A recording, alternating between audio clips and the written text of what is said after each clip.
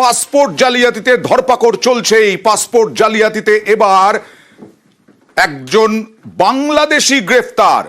Passport জালিয়াতিতে Bangladeshi গ্রেফতার। ভুয়ো passport বানিয়ে বেশ কয়েক মাস ধরে এই ভারতে বসবাস করছিল। নথিতে চিতপুরের ঠিকানার কোনো অস্তিত্ব নেই। কথা বলবো প্রতিনিধি অমিতের সঙ্গে। অমিত, লালবাজারের গোয়েন্দারা কি অভিযোগ পেয়ে ধরলেন?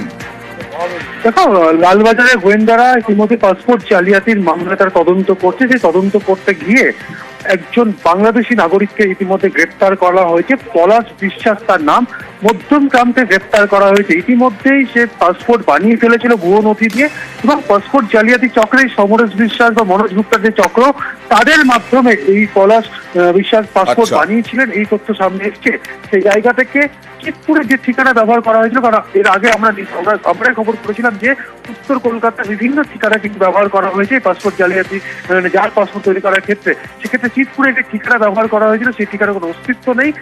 গতকাল এই পলাশকে গ্রেপ্তার করা হয়েছে, এবং ইতিমধ্যে যেটা জানা যাচ্ছে পুলিশ সূত্র থেকে 3 বছর আগে সে সীমান্ত পেরিয়ে আমাদের দেশে আসে বা আমাদের রাজ্যে আসে, এবং তারপরে সে কোথায় থাকতো এগুলো সমস্ত তদন্ত করে দেখা হচ্ছে, এবং ভিসার জন্য সে আবেদন করছে। অর্থাৎ আমাদের ভারতীয় পাসপোর্ট নিয়ে সে বিদেশে পাড়ি দেওয়ার একটা পরিকল্পনা করছিল। এই তথ্য কিন্তু এখনো পর্যন্ত সামনে এসছে। তার মানে সেই মনোজ গুপ্তা আর সমরেশ বিশ্বাসকে জেরা করেই এই সব পাওয়া যাচ্ছে।